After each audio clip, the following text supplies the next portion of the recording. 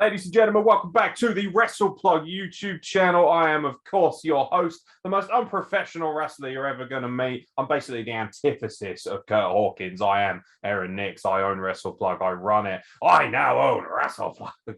And, of course, it's time to talk about SmackDown and mostly the WWE Draft. And that means a new co-host has entered the fray because Carl Wilkinson is lazy shit and Astrid Pizarro decided that she would rather go out and get food than talk about SmackDown or the draft. So I guess she's been drafted to love wrestling permanently. So that's fine too. However, this man is a more than adequate substitute. In fact, if anything, he's an upgrade. You know it's to be true, you two. So run along, enter the fray. Gomer, the choked goat of gaming, has joined us to discuss professional wrestling. Welcome to your first foray into Wrestle Plug, and no doubt the first of 1,000, sir. Oh, totally. I will gladly be on here again and again. And I mean, if Astrid wants to bring me food, from what I take, she only lives like 40 miles away from me, so she could bring some over.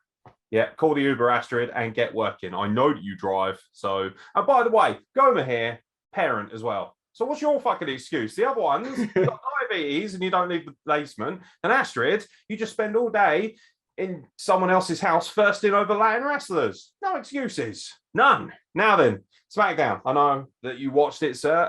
A few things going on in SmackDown, but what we're here to talk about is the WWE Draft and how we feel it's impacted it so far. So we're going to cover night one. Don't forget, ladies and gentlemen, of course, the second half of the draft is this Monday night for WWE Raw, the 3-hour show that everybody hates, but we're still watching anyway, and it's been fairly adequate recently, so I'm hoping that will continue the trend. I've got some ideas of who might be going the other way.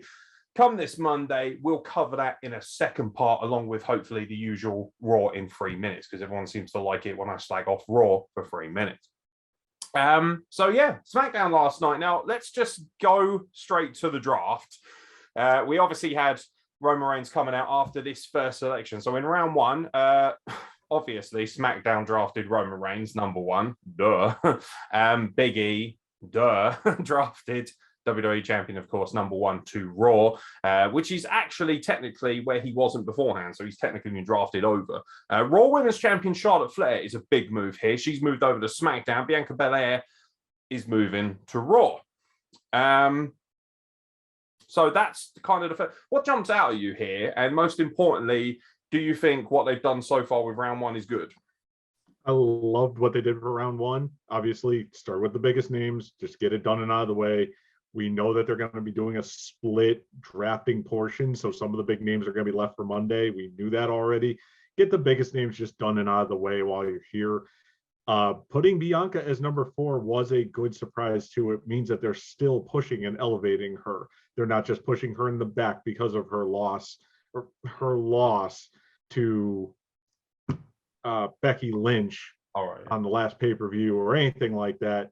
They're still pushing her. They're still saying she is a great name. And moving her to Raw gives her a bunch of new people to face. That's exactly the biggest thing. For anyone who listened to the State of Wrestling address that I did with Astrid this week or the back end of last week, the thing I wanted to see was fresh matchups. I'm getting Raw suffers really badly from this. SmackDown, because it's only 2 hours, it doesn't feel like you're strained as much in terms of repeat matchups. And obviously in the next round, we're going to talk about someone who's quite exciting because they're switching over finally from Raw. Belair going to Raw is a big deal because it hopefully gives a brand new set of matchups. Hopefully they're going to maintain a few of them. Charlotte Flair going to SmackDown, top heavy in terms of Fox. You know that a lot of this is to do with, I almost feel like the draft is now necessitated by what Fox says. So Fox turns up once a year and says, yo, Vinnie Mac, we want more stars on the blue brand. And he's like, ah, shit.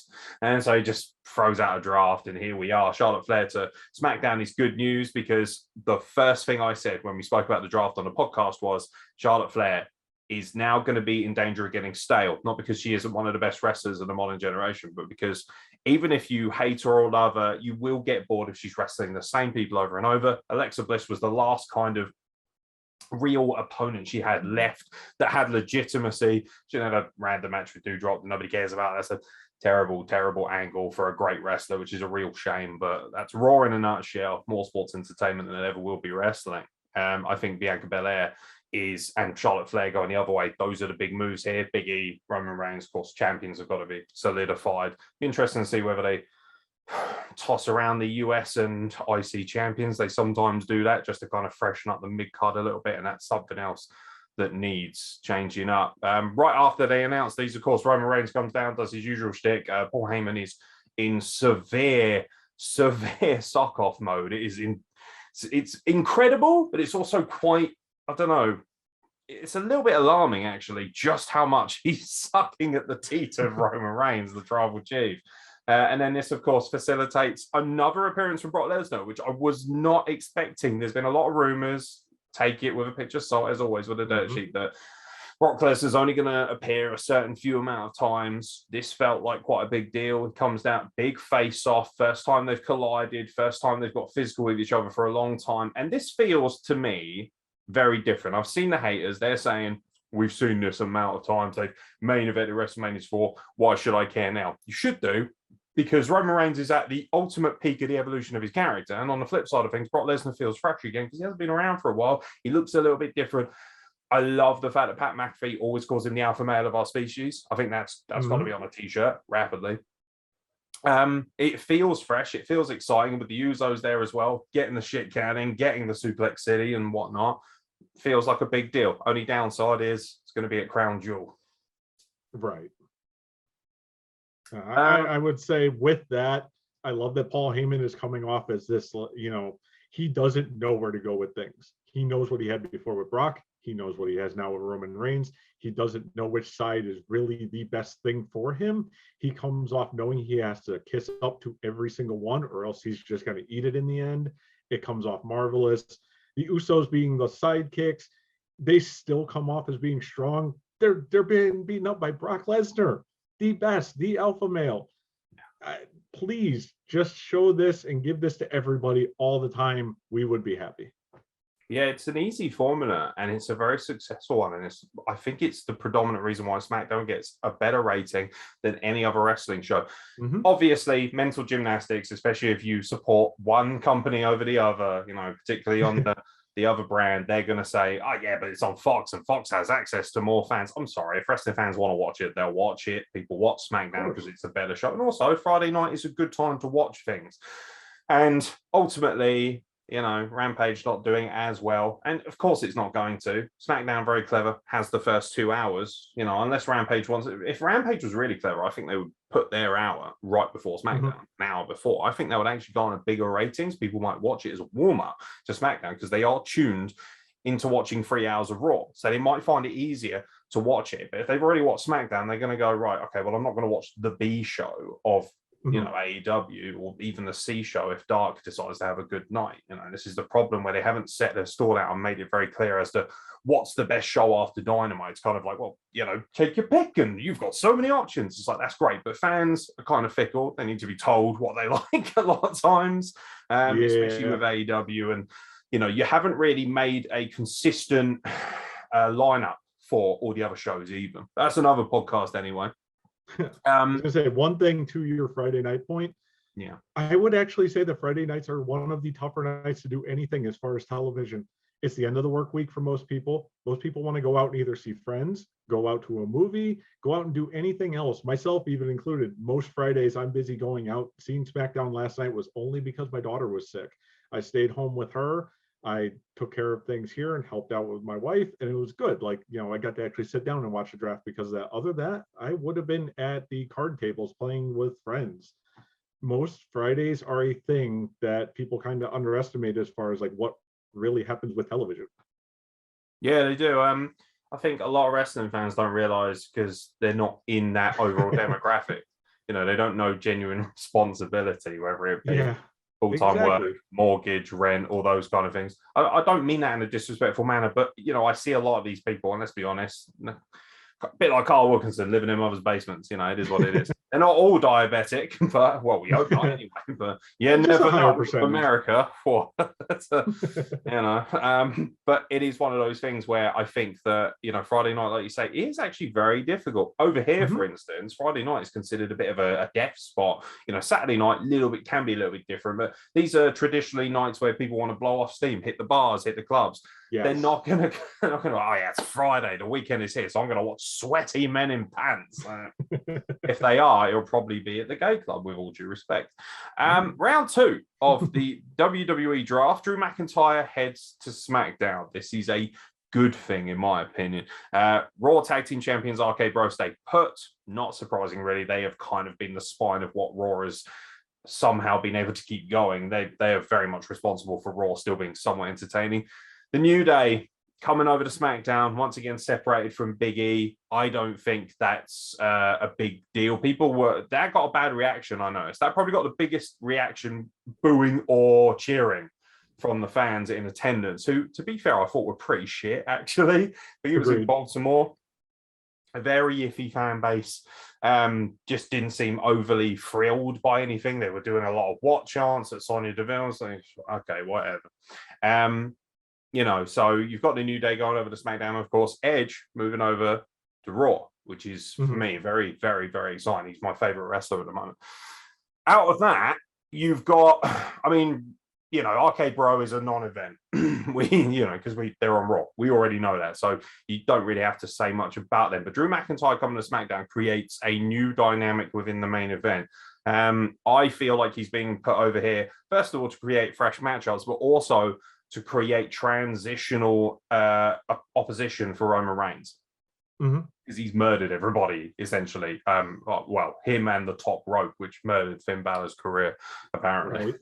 If you're that emotional about it. One of the things I really loved, obviously my personal Facebook is kind of my personal Facebook, but I also have a professional wrestling one, and I have an army of contacts, some big, some small names. And there's a wrestler, and I don't want to name him because he's very well known, he's very prominent, he's a friend of mine, and he messaged straight after that. He put up on a Facebook status saying, a lot of you are banging on about finishes in wrestling where most of you can't even finish your own wives. Oh, fantastic. Savage, but so highly accurate. I did message him and say, well, to be fair, most wrestling fans don't have wives. So, it's a difficult time putting anyone, to be honest. It's what it is. But out of all of that, what's jumping out at you the most? I love that the New Day was split again from Big E. Thank you for not just leaving them together, that they have to be together.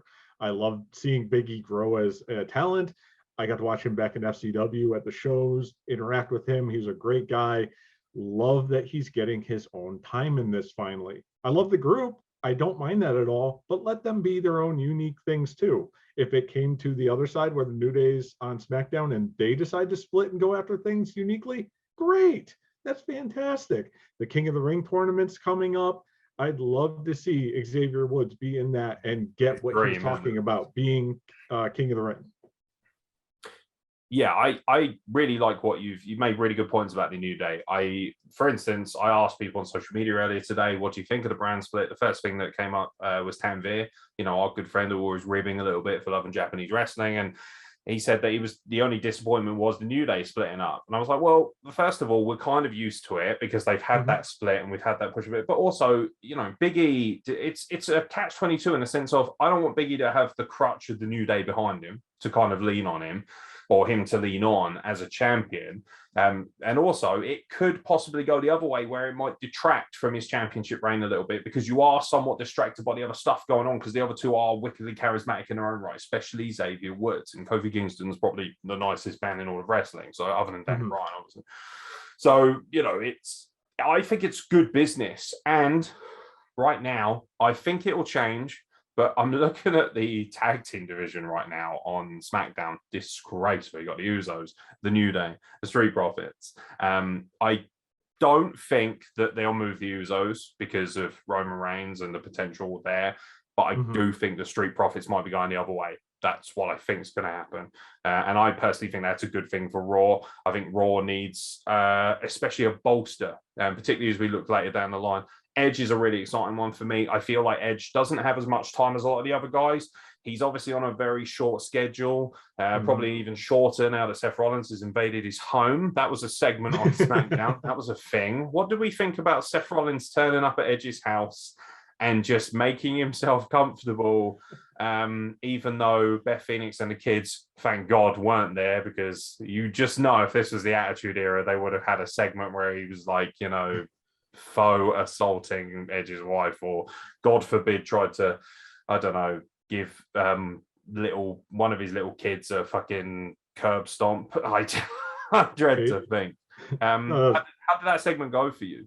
That was fantastic. I laughed from start to finish. I love that it was a surprise too. It wasn't just we're getting Edge out here and then Seth Rollins and they're just going to punch at each other a little bit, move on, just because we know that Edge is moving on after this.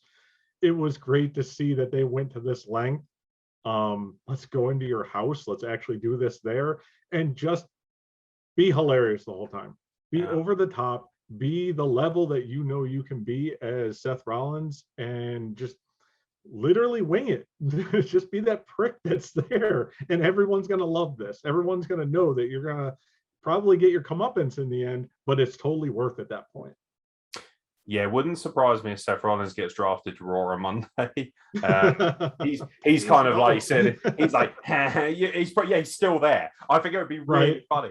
Yeah, they do like a satellite link up. Edge is at Raw and Seth is still in his house, and he's like sitting there on the sofa. He's like, I've eaten all your snacks. It's like, God damn it! Like, I want to go home, you piece of shit. Like, it's one of those things. I think what's going to happen is Seth Rollins is going to doing his usual thing. Look at me, I'm a smug little shit. And then they're like, Seth Rollins has been selected by Raw. And he's like, shit. And Edge is like, oh yeah, I'll see you soon, motherfucker. It feels like it's destiny. These are two world-class workers. People are moaning about this stuff. This is not what I expected, the home invasion angle. Okay, nobody was there. But to be honest, I'm glad no one was there. I think in this day and age, it would have come off not only as carny, but probably would have unsettled a few too many people, especially as they're trying to keep with the PG demographic. The last thing they want to do is upset their sponsors. It's like, hey, Pizza Hut, check out this home invasion and possible rape angle. No, thank you. Don't worry, we've got a pizza cutter too. Not only that, I just like the idea that Becky Lynch is like ringing him up. Like, what the fuck do you think you're doing? Get your ass back home. You've got a kid to look after, you bastard. Like, it's just fucking kicking off him. I think it's got great potential, really funny meme potential as well. I thought it was very entertaining, really well done.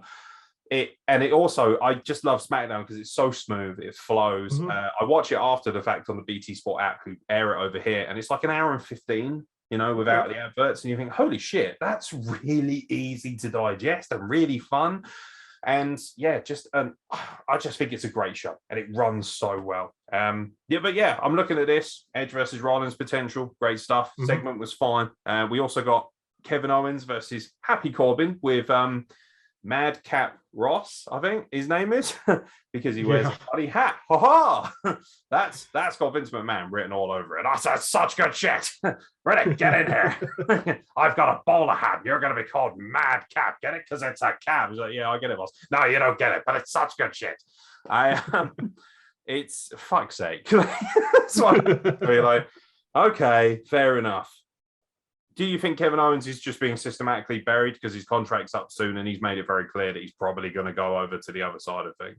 If they're going to do what any smart place would do, they would just make his stock just drop and plummet. There's no reason to make him amazing and then send him somewhere else.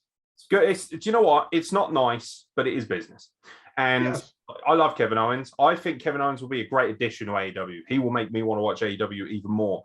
But I just, if you're WWE, shit can him as hard as you can on the way out. EC3, for instance, really good example of that. Don't know why they shit can him as hard as they did, but when they released him, he's never recovered from that. He's just become an afterthought in Ring of Honor. I know he does that great free to narrative stuff. I believe one's on tonight or next week. That's fine, and I like him. But, he's never recovered from that from a business standpoint. Right. Fans will look at you in a poor light. They might get a little bit excited. A lot of actually Kevin Owens' success in AEW might be predicated on the fact of whether they can lure Sami Zayn as well, because they have that immortal rivalry that just goes on forever. And for AEW fans who may not necessarily, they're going to love whatever they're given. I could shit on a plate right now and hand it to Tony Khan. They'd be like, it's a good creative. Yeah, it's great. It's going to be part of the Brown brand. Like, they don't care. They'll make anything out of it if they can. And they'll love it. They'll just love it regardless. So Yeah, Kevin Owens definitely being shit canned from what I can tell. I would be stunned if he re-signed with the company, especially at this point when he's just basically Corbin's bitch, which is, I love Corbin, but it's not a good position to be in. However, got to say, really enjoy Madcap Ross. Speaking of Madcap Moss, should I say? And speaking of those two, they stay on SmackDown in the third round of the draft. The WWE Women's Tag Team Champions stay on Raw. I thought that they were cross-promotional, so I don't understand. So I don't get what that is. Now, the one that jumps out to me here is Hit Row being called up from NXT to SmackDown. Super excited about this. I like the idea of them being heels. Not because someone's going to go, what, because they're black? No, that's Vince McMahon's territory. No, God, no. You know some dickhead's going to say that. Want to make them heels because they're black. Well, actually, it's because they're very engaging and they're very gritty. And I think there isn't a big faction running around, really, other than the Bloodline. Potential is, I mean, you could really make a statement here of what you want NXT talent to do when they come up. Put Hit Row in against the Bloodline. Naughty. I'm not sure if they have enough faith in that just yet, but it is a potential angle. And I think Swerve is the kind of guy who could, again, pull a really special match out of Roman Reigns and add to that catalogue of great matches he's already had. And of course, Keith Bearcat Lee, he's apparently shit now because he's got a middle name, even though it's named after, a very famous and very illustrious African-American talent from many, many moons back in the day, from the 60s, I believe. He stays on Raw. So, which I personally think is good for him, particularly with guys like Edge and that coming over. I actually think we're in for a nice little run with Keith Lee. I think they finally kind of settled on what they want him to do. And I believe that the company will do well by him. But this is, let's be honest, the only thing I care about here really is Hit Row. The Women's Tag Team Champions can turn up where they like. So that was pointless. And Happy Corbin and Madcap Moss are just going to be perennial jobbers on. They're not doing anything on SmackDown. They're just not. Past this moment of them winning like a match or two because it's the draft and that's it. Hit Row, beautiful. Love that it's the entire group. I love that they didn't like split them up trying to be, hey, we're going to bring Top Dollar up and move like BFAB over to the other show. No, bring them together, make them heels like you said. Make them a group that puts over faces, or at least grows them. Not put them over so much, but make things grow. They're going to be a great heel team. Have great faces to actually face them. Have something that actually grows both sides of it. And there'll be times down the road that somebody will come out of this, whether it's Swerve Scott, whether it's Ashanti the Adonis, comes off as the big name. Cool. They're going to come out of it because of that. But for now, keep them together. Push them to the moon. Yeah. Not much else to say, to be honest. Very eloquently said. I appreciate that. A little bit more mishmash in between on SmackDown. We got Carmelo versus Liv Morgan. Didn't last very long. Not really sure what even happened there. I swore that the bell rung and then it just kind of ended. Yeah, so they come out for their rematch. Both women look redonkulous, obviously. I mean, Liv Morgan especially is like my dream woman, so I'm just like, fucking hell, stop it, please. But so she hits her in the face, and then she's like, right, fuck you. I'm now gonna wear Aldo Montoya's jockstrap with some sparkling on it, and that'll teach her. Okay. And she gets back in the ring and beats her, and you think, right, this is not kind of what I had in mind when I was hoping for more of a push of mid-card women's stuff on SmackDown. This is bad, and I can't defend it. And it's a shame because both women have so much potential and have the ability to rise out of the mid-card. And instead, you could have really cemented Liv Morgan here. And once again, it's one step forward, two steps back with Liv Morgan. It always feels that way. She is beautiful enough to be on any poster. We all know that looks awesome, but she's actually really capable. A really great in-ring worker. She's had a lot of time in the company. She's one of the best sellers. Her facial expressions come through really nicely. And she's very likable, and people root for her because she's kind of plucky. She's bubbly. She's beautiful. There's nothing about her. When you look at her, there's nothing you look at her and think, that might annoy me something. There's nothing about her like that. She's got the incredible angle, but she's also got a nice little edge about her. And I like it when she's like coming down and going, I'm going to break your face. They've made such a good angle out of it. Why not just go the whole hog, have her break Carmella's face? Carmella takes a little bit of a backseat for a few weeks, take some time out. Then, if needs be, she can come back like, I'm a freak, Cody Rhodes and the Phantom of the Opera stuff. You can rehash it. You can do certain things with it. She can come out and say, oh, my mask is made by Louis Vuitton, so I'm still a designer freak, all this kind of stuff. There's so much potential here, but that Vince McMahon's like, it'd be funny if you wear a condom on your face. And okay. It's disappointing, and it makes your women look cheaper than they have to be. These are potentially big stars, and I get it. Are they on the level of Sasha Banks, Bianca Belair, Becky Lynch, Charlotte Flair? No, but that doesn't mean they don't add great value to your product. Just because they're not at the pinnacle, that doesn't mean that they all have to be in this kind of Val Venus-esque kind of mode where they've all got to do some stupid porn star like gimmick or some comedic bullshit. Sometimes they can be good, serious mid-carders, and I feel like they've missed a trick here. Yeah, and they could be, though. That's the whole thing. They could be on the level of the people that you've named before them. We've seen Carmella actually be a champion. We've seen her actually have decent matches, if not great matches, along the lines.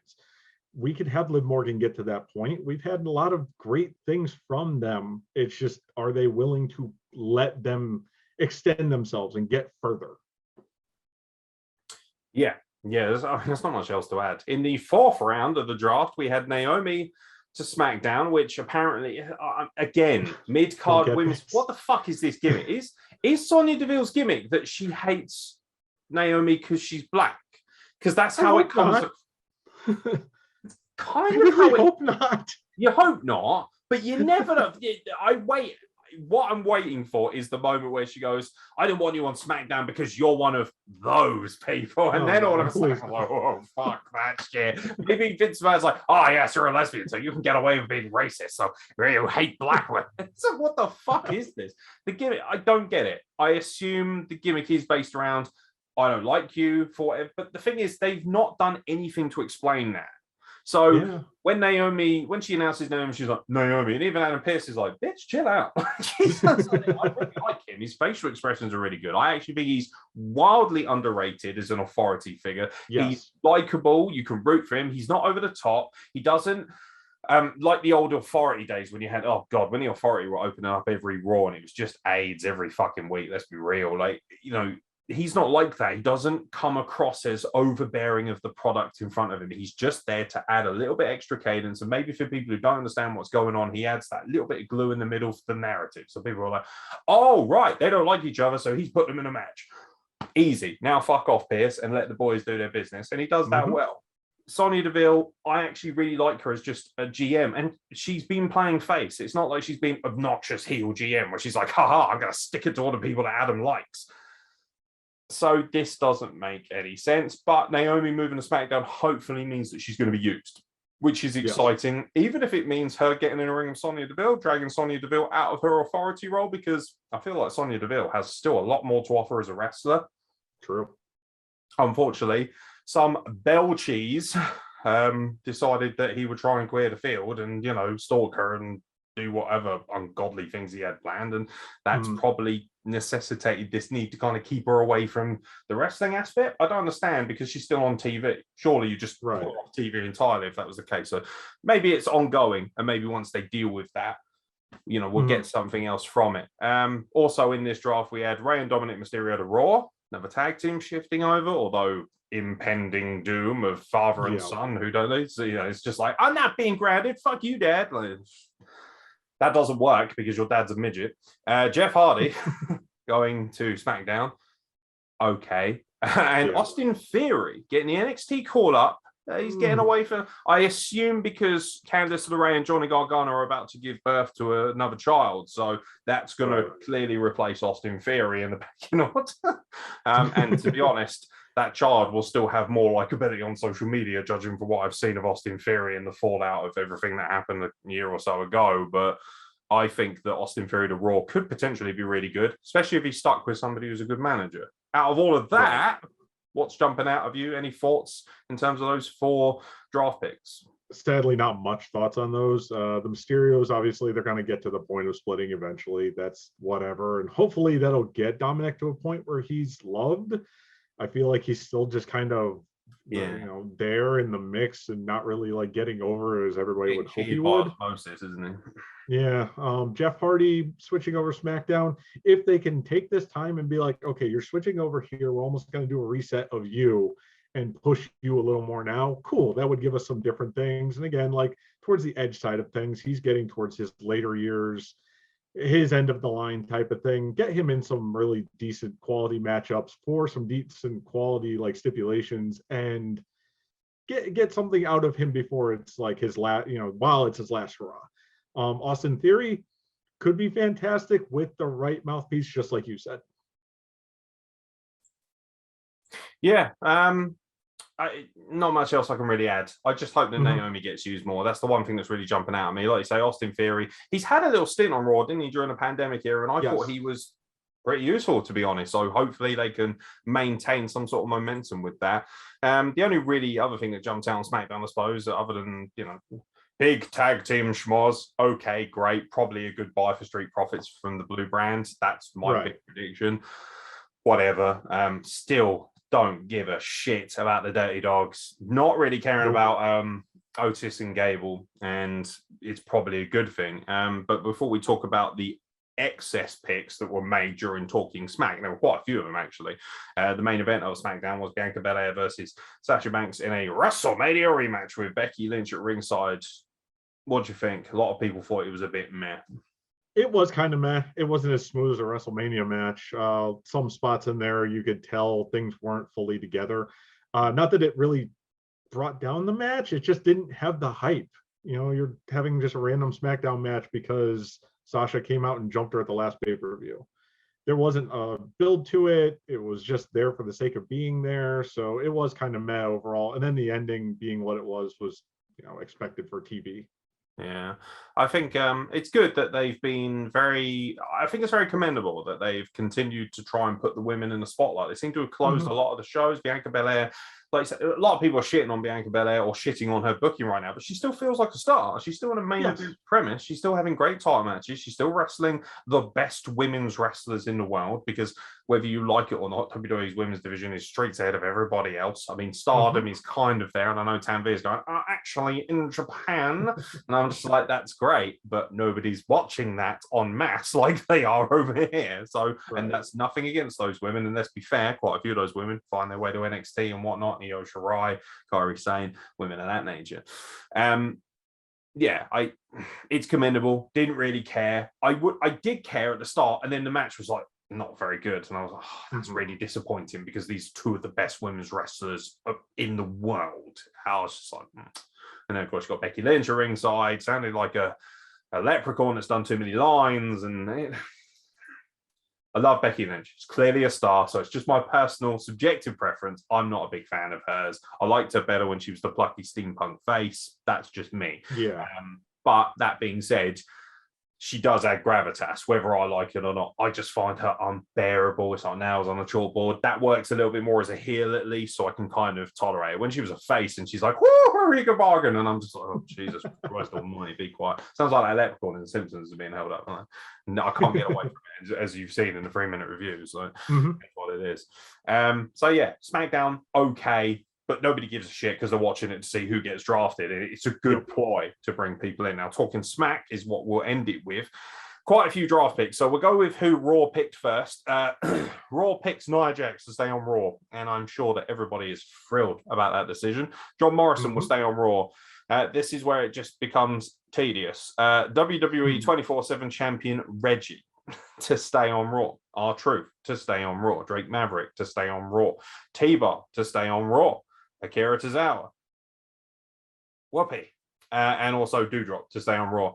Then we get a few little surprises. Zelina Vega coming to Raw. Otis, Jag Gable, Apollo Crews, and Commander Aziz. Clearly an investment in the mid-card, and clearly an investment in characters, which is what Raw is. Raw is very much the colourful sports entertainment comic book thing. I'll be honest, none of this moves the needle for me. The one that jumps out the most to me is Zelina Vega, because rather brilliantly, just purely by luck, I predicted. I said I would love to see her come to Raw. I think she would be an incredible manager for Angel Garza, Humberto Carrillo. They've got potential. They've got wicked charisma, especially Angel Garza. They're stonkingly good looking. Just ask Astrid. So they've got a lot of potential. And with the right manager, I think Zelina Vega is the best female manager in the entire game, other than maybe Selena De La Renta, who's on MLW. She's incredible as well. But, you know, just again, another injection of real Latin passion. I feel like the Latin mix of wrestling in general, especially in WWE, never gets nearly enough love. And of course, you know, having Dominic Mysterio as well, it wouldn't surprise me if someone said, you know, we're looking for diversity. Let's boost the Latin demographic because they will watch. They're very passionate. The Spanish demographic that's based in America will tune in, and it might help bolster Raw's ratings as well. And obviously, Zelina Vega is very, very nice to look at. So that helps too. But she's overall very much. Other than that, I could give a fucking shit, a very small one, about the rest of it, as far as I'm concerned. Yeah, the ones that actually, outside of Zelina, and Zelina's somebody I've been behind since the NXT days and saying, like, please find something for her. The one that actually stood out to me the most was the Alpha Academy, because I could see them being a fantastic tag team there and actually bolstering what's there, or at least what's left of being there anyways, with RK Bro. If they bring anybody else over, cool, but I see them as being an actual tag team and something that could help that side if they ever decide to use them right. I know that Vince has a more prominent booking of Raw. I feel that Vince hates tag team wrestling. I don't even think that's a real big stretch at this point. It's very evident by the way it's booked. It's always singles guys winning it.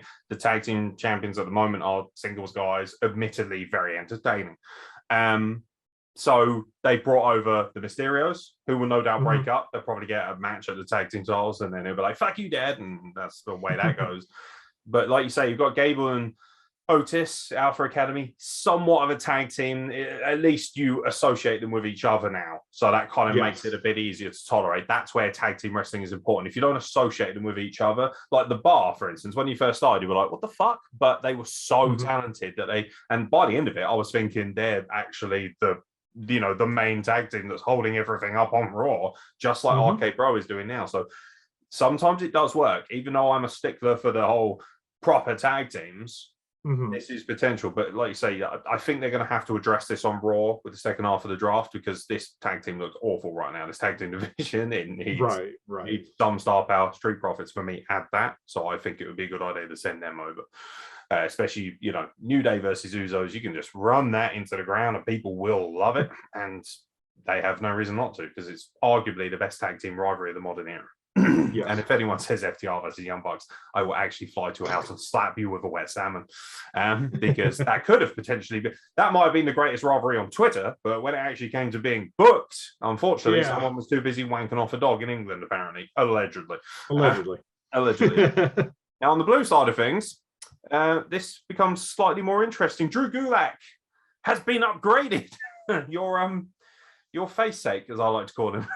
You look like you're related to him, and I'm very excited about this. So we're going to start calling you Gomer Gulak.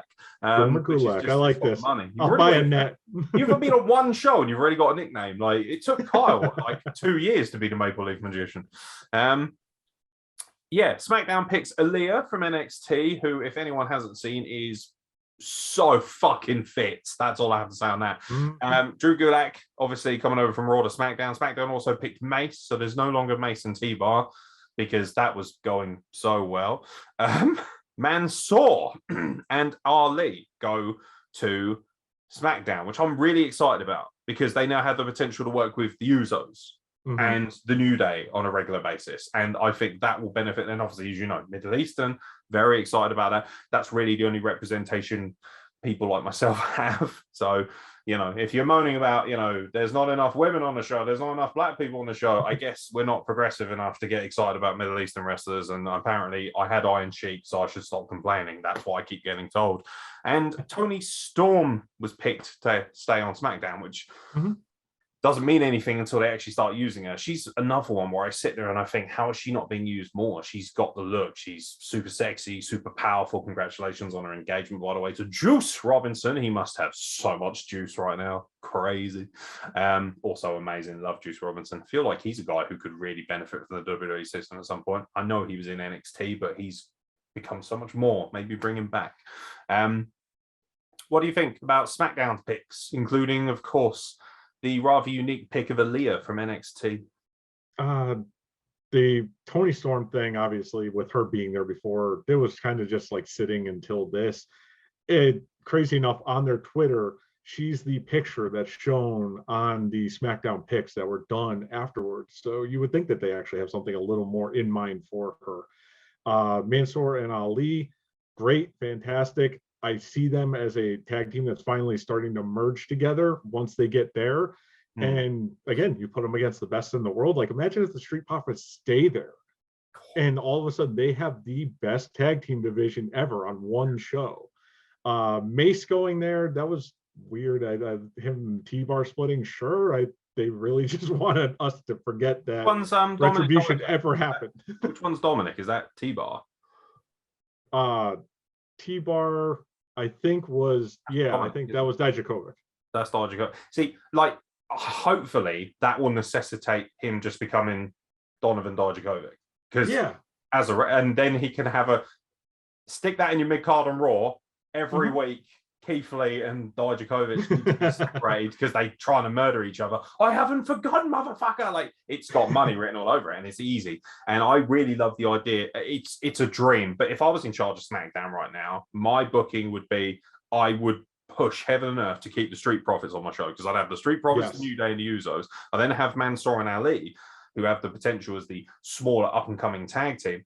And I would basically say, right, now that we've shit-canned a lot of this, they've still got the Dirty Dogs as well, unless they move, who are good. They're good hands, good ring hands. So you could potentially say, right, we're going to dedicate all the mid-card stuff to tag team wrestling, all of it. Tag team wrestling there. And also the Usos bring a lot of star power because they're associated with Roman Reigns and the Bloodline. So they feel like big stars in their own right, even when they get shit-canned by Brocky Walkie Lesnar. So you could have genuinely the best tag team division, hands down in wrestling. It should have been AEW's, but of course they've got no clue how to book them because a couple of tards just seem to be fucking everything up for the rest of us. So, although fantastic having the Lucha Brothers as tag team champions, they're amazing. Got nothing bad to say about those boys. Always loved them dearly. Just wind it in a little bit with a crazy over the top stunts because I don't want you to die, Ray Phoenix. This is so far very little I can nitpick at. You could say it's disappointing that Mason T-Bar have been split up, but overall, I'm looking at this and thinking, great stuff. As you know, we try and be more positive about it. We're honest. If we think there's critiques that are there, I will critique WWE just as much as AEW, just as much as Ring of Honor. If I don't think something's good, I'll just say it. But I actually think this is a really positive experience so far. And there's a lot of very, very exciting moves. And what it does is it freshens up Raw. Yes. Because I want to watch Raw anyway this week because of what they're going to do with the draft. So that's a gimme that I'm going to watch it irregardless. However, going forward, I want to see what they do. And with the fresh matchups they've created now, Raw at least feels like something I can watch for the foreseeable future and enjoy somewhat because it's picked up a lot of the people that I love. People like Zelina Vega, people like Edge. I'm assuming Seth Rollins might be coming over. They've kind of revamped their tag team division a little bit. Hopefully they'll add to that. The women's division looks like it might be freshened up slightly with Charlotte Flair moving over. It means that obviously, it means most likely Becky Lynch must surely be coming back to Raw. Possibly, unless they just don't bother. Maybe not. I'd actually love to see that for once. Just be like, what do they do because of this? I'm surprised they didn't do the whole Charlotte and Becky bump into each other backstage thing, and the whole world goes no, because everyone hates it apart from me. Everyone's like, oh my god, fuck off, because they just won't leave each other alone. But the ironic thing about Charlotte Flair and Becky Lynch is you can hate them as a combination of all you want, but is that kind of really kick-started why we love women's wrestling now? So along with all the amazing women that came before that. Your final thoughts, mate, on everything that you saw? Overwhelmingly positive experience for you? I'd say middle of the road experience as far as the show itself. The SmackDown itself was just whatever. The draft so far, great. I actually like that they started off with the big names, just got it done and out of the way. They still have big names to do. They still have a ton of the women's division to do, like an actual ton of the women's division to do on Raw. And you could tell that they actually are setting it up that a lot of the draft was going to happen on Raw because it is 3 hours. Whereas they did 4 rounds on this, I could see them doing 6 to 7 on Raw just to fill up the time slots. And for once, I actually like that they split it into an even amount going to each side. So they didn't do the 3 picks and 2 picks variable that they used to do, where it's 3 picks to Raw, 2 picks to SmackDown because it's a 3-hour show versus a 2-hour show. No, just make it even. Well, who cares? Yeah, there's like I say, I've seen people shitting on it. I think, like I've said to you before the podcast, people, I tend to think, put stuff on social media now for a reaction or just to get clout. It's not, because that's generally what they believe. There's very little authenticity left in the internet in general, which is maybe why WrestlePlug gets a shit canning from a lot of people, because we still are ferociously honest. We're not saying we're factual, we're just saying that we're honest in what we think and our opinions. And that's why it's very cool to have you on, sir. Thank you very much for joining me to discuss the WWE Draft. Before you go, obviously you do your own gaming stuff on the side. Your Instagram is quite popular. Tell the internet, tell the YouTubing world, and also the audio, because I'll make sure this is dropped as an audio podcast as well, because why the fuck not? More the merrier. Tell them about the gaming side of Choke Goat. Yeah, so the gaming side of me has been my lifetime thing. I've been a collector of video games my whole life. Never wanted to ever trade them in, sell them, move them, anything like that. So over the years, I've just gotten so many that there's a huge backlog, and people would always ask me, like, why do you have this many games? Have you played them all? It's like, you know what, I haven't. But since then, since COVID started, I've actually been on a plug to do that. So I started the Play All My Games challenge, and every day I at least try to put an hour's worth of gameplay into a game. I may not finish it, I may not ever beat it, I may not ever play it again, but at least that way I'm going through my entire library of a couple of thousand video games and getting some use out of them. I put it up on my Instagram. I've been trying to do a little more with Twitter. Twitter's been such a small world for me. Like, most of the time I'm just talking to myself on that one. So I haven't put it as much on there. Yeah, I'm sure you know the feeling on that. That's why we talk so much on that realm, is that, you're putting things there. Why not have people talk back? But the Instagram side of it, I'm Choke Goat Gaming at Instagram. On the Twitter side of it, I'm just Choke Goat, since there weren't enough letters to put in there. Now my daughter's coming in. Hi, Adeline. Yeah, you did wake up. You want to come in? Yeah. All right. Welcome to the Wrestle Plug, kid. Welcome to the Wrestle Plug, Adeline. Horrible. Is she into wrestling? Now we've got family aspect on this show. I know. I ain't bringing much of a family aspect. Is little one going to be a wrestling fan at some point? I hope so. I mean, she kind of watches with me. If she does, cool. If she doesn't, cool. I will get her into whatever she likes to do and enjoy in life. Yeah. I agree. Make sure that she doesn't like the Young Bucks, and we're all good to go. Exactly. We'll leave it there, ladies and gentlemen. I think Mr. Gomer has things to do. Thank you very much for checking out the YouTube channel. Send your love to Choke Goat and his beautiful young daughter, and we will catch you very soon for more content from the Wrestle Plug.